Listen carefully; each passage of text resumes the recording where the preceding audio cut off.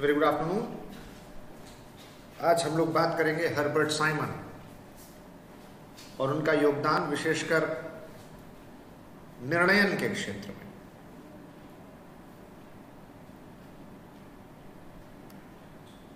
Herbert Simon ने लोक प्रशासन के क्षेत्र में जो अपना योगदान दिया वो बहुत अप्रतिम, अभूतपूर्व और असाधारण योगदान है।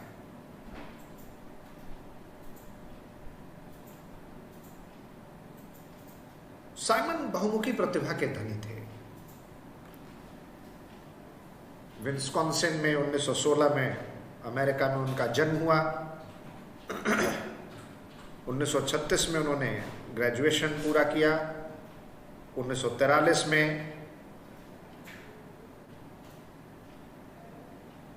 उन्होंने पीएचडी की उपाधि प्राप्त की और 1965 में वो कार्नेगी मेलन यूनिवर्सिटी पिट्सबर्ग में कंप्यूटर साइंस और साइकोलॉजी के प्रवक्ता और अध्यापक के रूप में नियुक्त हुए। आप समझ सकते हैं 1965 में कंप्यूटर साइंस, जब वो अपने कंप्यूटर साइंस अपने विकास की अवस्था में शुरुआती दौर में था। कंप्यूटर साइंस अपनी शैशवावस्था में था, उत्विकास के स्तर पर अभी अभी कंप्यूटर विज्ञान का पढ़ना पढ़ाना, अध्ययन अध्यापन, शोध अनुसंधान शुरू ही हुआ था कि हर्बर्ट साइमन को उस विषय में शुरुआती दिनों में ही उस स्तर पर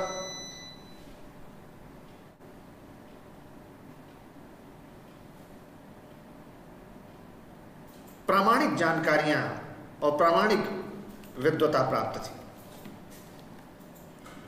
प्रोफेसर मनोविज्ञान के थे, जानकार कंप्यूटर साइंस के माने जाते थे। नोबेल का पुरस्कार उन्हें इकोनॉमिक्स के क्षेत्र में, अर्थशास्त्र में मिला। पढ़ रहे हैं हम उनको लोक प्रशासन में, और मास्टर्स इन मैनेजमेंट कहलाते थे। आप सोच सकते हैं how मल्टीफैसेटेड, multi-dimensional person he was. So Simon, who was born in 1916 at Wisconsin in the United States of America, completed his graduation in 1936, was awarded PhD in 1943, and started teaching in the Carnegie Mellon University, Pittsburgh from 1965 as a professor of computer science and psychology.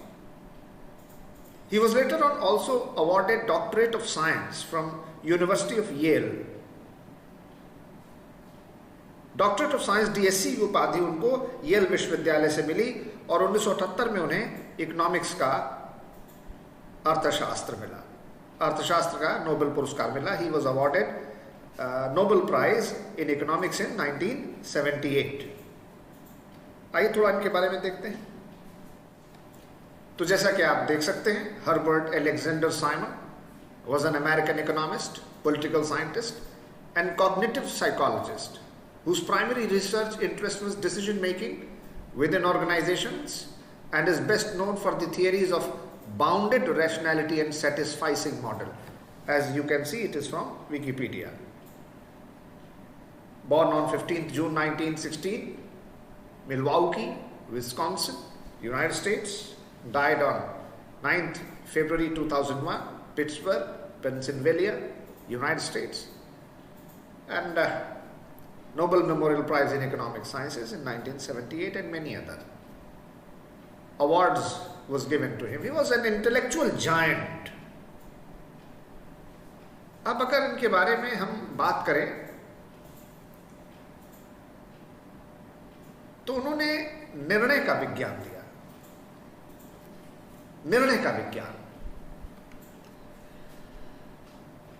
क्या होता है? निर्णय किसे कहते हैं? निर्णय, what is a decision? How do we define or decide or come to know about a decision.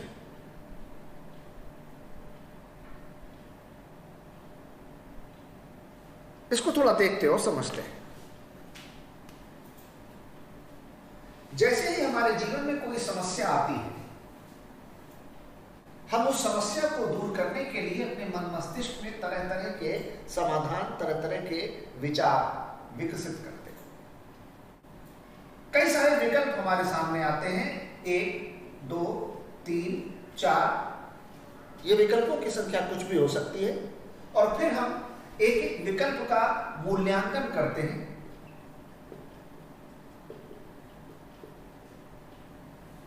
उस विकल्प में, उस समाधान में क्या गुण दोष है उसकी समीक्षा करते हैं, क्या अच्छा है, क्या बुरा है, हमारे लिए क्या सही है, क्या गलत है। ये कुछ एक एक बिंदु, एक एक बात को सोच करके हम, एक हमारे लिए सही है कि 2 सही है कि 3 सही है कि 4 सही है, कौन सा विकल्प सही है, उस विकल्प के मूल्यांकन के आधार पर हम किसी एक विकल्प का चयन कर लेते हैं। और जैसे ही हम उस विकल्प का चयन करते हैं और उसको अंतिम रूप से क्रियान्वित कर देते हैं,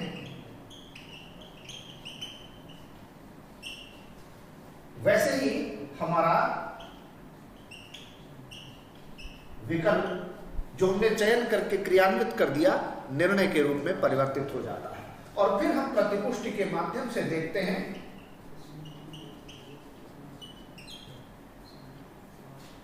कि हमारी समस्या का समाधान हुआ या नहीं, अगर हुआ तो कितना, आंशिक रूप से कि पूर्ण रूप से।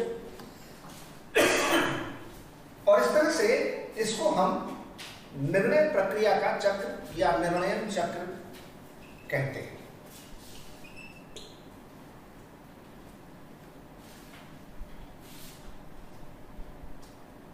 What is a decision? Decision is that whenever we confront any problem in our life, any problem, moment there is a problem before us, we start developing number of solutions, alternatives, how to get rid of the problem, how to solve the problem, and then we develop number of alternatives. Alternative 1, alternative 2, alternative 3, alternative 4. There can be as many as solutions as we may find, and then we try to analyze each and every alternative. So evaluation of alternative. On the basis of evaluation of alternative, we try to find the weaknesses and the strength of each alternative, merits and demerits, advantages and disadvantages. Which alternative is best suitable to us, and according to that we find one particular alternative which is most suitable to us, and then we select that alternative. So selection of alternative on the basis of evaluation of its positive, negative, merit, demerit, advantages, disadvantages. And the moment we select an alternative and implement it, implementation of alternative, immediately it becomes a decision. And then on the basis of feedback, we try to analyze whether our problem has been solved or not, and if yes, then how much, partially or substantially or completely. So what is a decision? Decision is the selection of the best alternative to sort out a particular problem. And therefore decision is never good, never bad. A decision is just a plain, simple, clear decision. Its consequences are good or bad, and based upon the consequences of our decision, we start classifying our decision as a good decision or a bad decision. But no decision is a good decision or a bad decision. Otherwise, if it was a bad decision, why we would have chosen it as our alternative at the first place itself? तो कोई भी निर्णय अच्छा या बुरा निर्णय नहीं होता, बल्कि हर निर्णय के प्रभाव या परिणाम अच्छे या बुरे होते हैं, और तब जब उसके प्रभाव या परिणाम हमारे सामने आते हैं तो हम उसका वर्गीकरण अच्छा निर्णय या बुरा निर्णय के रूप में करने लगते हैं। वस्तुतः निर्णय केवल एक निर्णय होता है, वह न अच्छा होता है न बुरा होता है। उसके प्रभाव या परिणाम अच्छे या बुरे होते हैं, उस आधार पर हम निर्णय को अच्छा या बुरा निर्णय कहने लगते हैं। लेकिन अगर वो बुरा निर्णय था या होता तो हमने पहले बार उस विकल्प को चुना ही क्यों होता, अगर हमें पता होता कि ये बुरा निर्णय है। यानी जब हम किसी निर्णय को चुन रहे हैं तो इसलिए चुन रहे हैं क्योंकि उस दिए गए क्षण में हमको लगता है कि वह सर्वश्रेष्ठ विकल्प है। और इसलिए निर्णय एक त्रिकाल संबंधित प्रक्रिया है जो काल के सभी पक्षों से संबंधित है, क्योंकि अपने अतीत के अनुभव के आधार पर हम वर्तमान में कोई निर्णय लेते हैं जिसका प्रभाव या परिणाम हमें भविष्य में मिलता है। और इस प्रकार एक निर्णय समय के तीनों पक्ष और तीनों आयाम से जुड़ा होता है, अतीत, वर्तमान और भविष्य।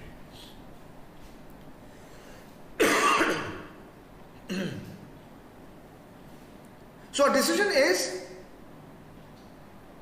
a process which is embedded with all the dimensions of time.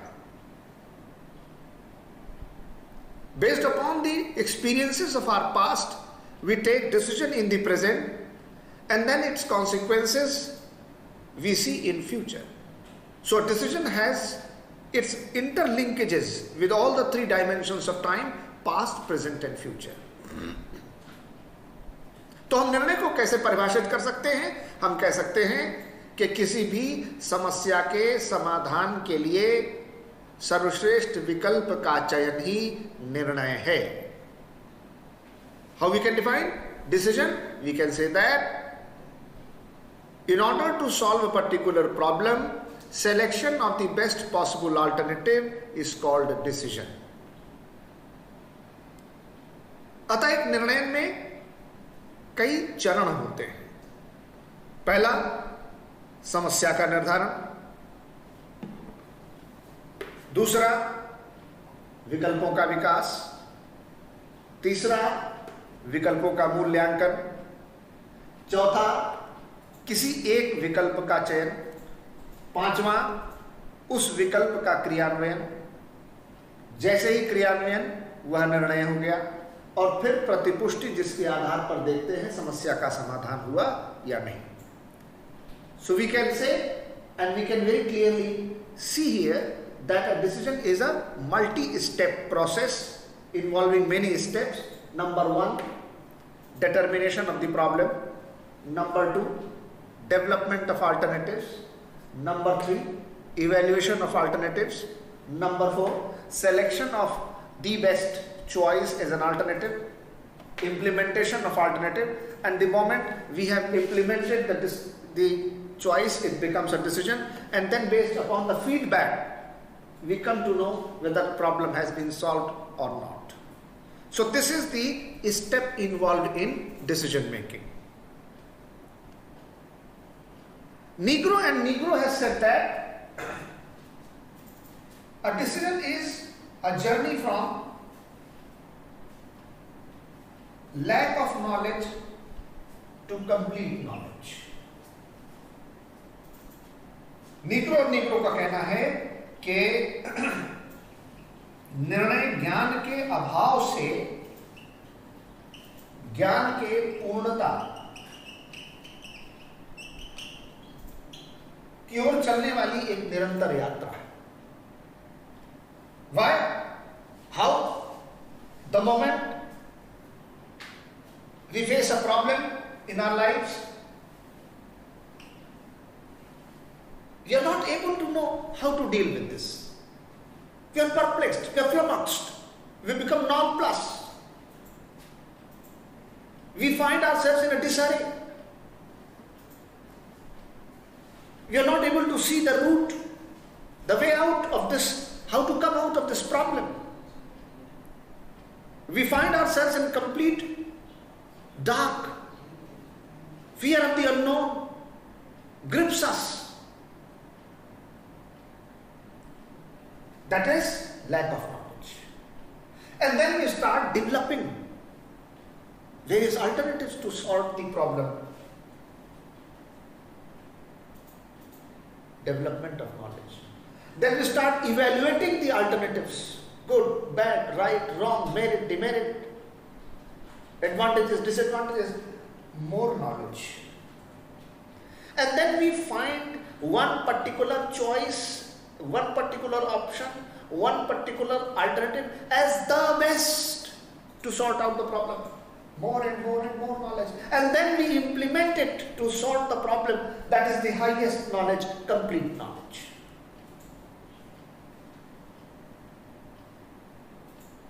But oh my God, what has happened? What we assumed to be the complete knowledge, what we presumed to be the complete knowledge, what we thought it to be the complete knowledge, our decision later on proved wrong. It means what we were thinking as complete knowledge was in fact the stage of lack of knowledge only.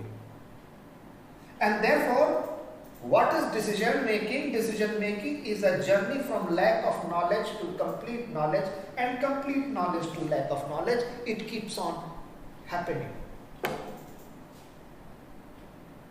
And if the decision proves right, it is complete knowledge.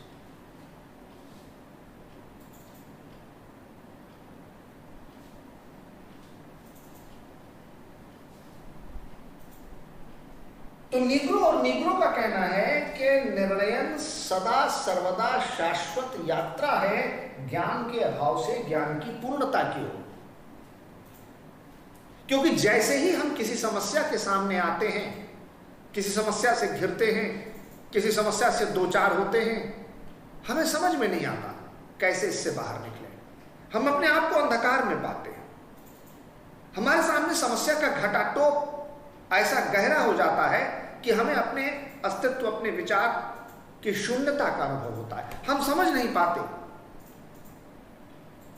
कि समस्या से बाहर कैसे निकलेंगे, रास्ता क्या होगा, समाधान क्या होगा। यानी कि हम ज्ञान के अभाव की स्थिति में पहुंच जाते हैं। और तब हम धीरे धीरे धीरे धीरे अपने मन मस्तिष्क में, अपने यार दोस्तों से, अपने परिवार से, अपने नाते रिश्तेदार से, अपने जितने भी सोर्सेज हो सकते हैं, और अब तो गूगल से पता करेंगे इस समस्या का समाधान क्या होगा। यानी जैसे जैसे हम समस्या का समाधान खोज रहे हैं तो ज्ञान का विकास कर रहे हैं। फिर हम 4, 5, 6 कुछ भी विकल्प ढूंढ कर लाते हैं कि यह हमारी समस्या को दूर कर सकता है। अब हम एक एक विकल्प का गुण और दोष, एक एक विकल्प का अच्छा और बुरा, एक एक विकल्प का पक्ष और विपक्ष, एक एक विकल्प में क्या अच्छा और क्या बुरा, इसका विश्लेषण करते हैं। यानी और विकास का, ज्ञान का विकास होता है और ज्ञान हमारा विकसित होता चला जाता है। और फिर हम किसी एक विकल्प का चयन कर लेते हैं कि यह सर्वश्रेष्ठ है, इस आधार पर कि यह हमारी समस्या का समाधान करेगा, इस आधार पर कि यह मेरे लिए सबसे बेहतर समाधान है दी हुई परिस्थिति में, यह मेरे समस्या का समाधान करने का सबसे बेहतर रास्ता है। और जैसे ही हम उसको विकल्प को निर्णय के रूप में लागू कर देते हैं, हम ज्ञान की पूर्णता की स्थिति में पहुंच जाते हैं। और अगर ऐसा है, हमारी समस्या का समाधान हो गया, तो हमारे ज्ञान की पूर्णता का स्तर बना रहता है। लेकिन भविष्य में जब हम देखते हैं कि हमने जिसे सर्वश्रेष्ठ विकल्प समझा था, जिसे हमने अपनी समस्या का समाधान सर्वश्रेष्ठ रूप से चुना था, वो तो गलत साबित हो गया। तो दरअसल हम जिसे ज्ञान की पूर्णता समझ रहे थे, वो ज्ञान का अभाव ही था। और इसलिए निर्णय क्या है? ज्ञान के अभाव से ज्ञान के पूर्णता की ओर चलने वाली एक निरंतर, शाश्वत, सतत यात्रा है।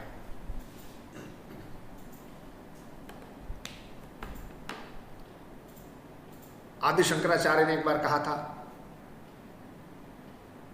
ब्रह्म सत्यम जगत मिथ्या, ब्रह्म ही सत्य है, जगत मिथ्या है। Only the Brahm is reality. And rest, complete world is an illusion. जब ये प्रवचन अपने शिष्यों को दे रहे थे तो एक जंगल से शेर निकल के आया और उसने हमला कर दिया। शंकराचार्य जान बचाकर भागे। तो शिष्यों ने कहा, महाराज आप तो कह रहे थे ब्रह्म सत्य है, जगत मिथ्या है, तो जब वह सिंह आपकी ओर, वह शेर आपकी ओर लपका, आपको खाने के लिए दौड़ा, तो आप क्यों भाग गए?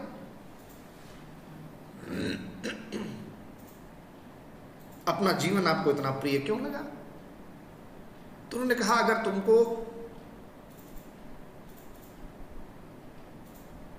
शेर के आक्रमण करने पर मेरा भागना दिखाई दिया तो वह भी मिथ्या था, और जो तुमने सुना और देखा कि मैं भागा वह भी मिथ्या था। तो कई बार हम जिसे देखते हैं, सोचते हैं, समझते हैं, हमारे सामने जो दिख रहा होता है वो भी सत्य हो यह आवश्यक नहीं है। हमेशा सामने स्पष्ट दिखने वाली वस्तु भी सत्य हो यह आवश्यक नहीं है। What you see before your eyes may not always be true. आप अपने ही घर में कभी आप देखते हैं, कभी बहुत हाई स्पीड में अगर आप पंखा चला लीजिए अपने कमरे का बहुत तेज, या एग्जॉस्ट फैन, तो वो इतनी हाई स्पीड में चलता है कि आपको वो पंखा चलता हुआ दिखता ही नहीं है, उसका एक ही पंख दिखता है। वो तो जब आप पंखे की स्पीड डाउन करते हैं या पंखा बंद करते हैं और जब वो धीरे धीरे स्पीड डाउन करके रुकता है, तब आपको पता चलता है कि इस एग्जॉस्ट फैन में दरअसल 4-5 पंखे थे।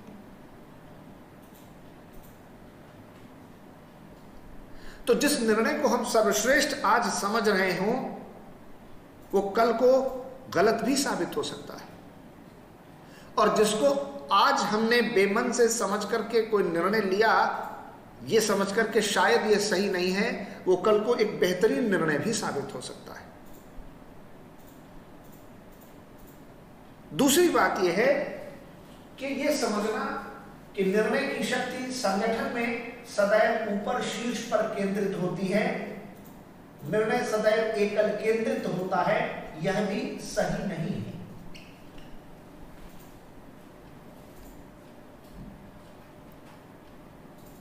To think that decision making power is always and always localized and centralized at the top is not true, and therefore decision is never monolithic.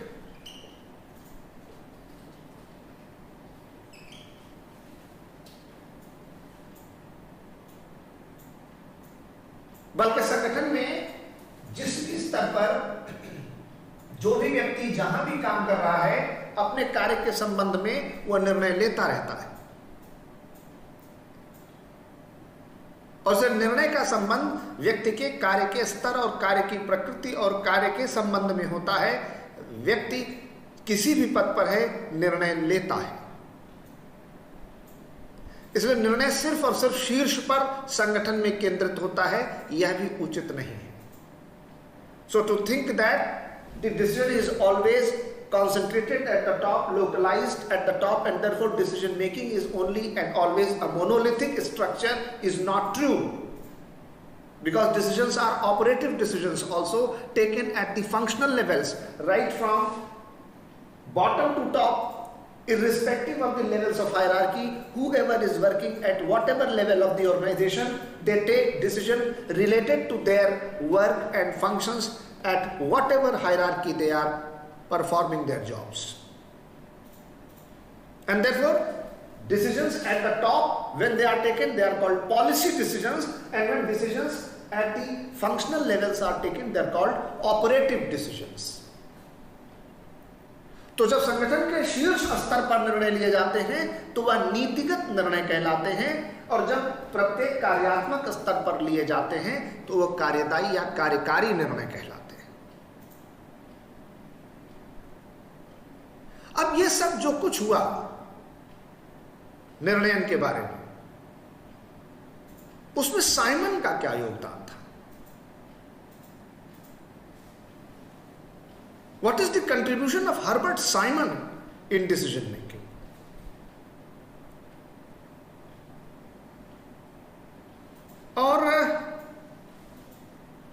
Simon ने प्रशासन प्रबंधन के क्षेत्र में क्या कहा, अब उसको देखते हैं। So let us now try to understand what is the contribution of Herbert Simon in the field of decision making, what is the contribution of Herbert Simon in the field of public administration and management. Now is the time to think about that, to study about that.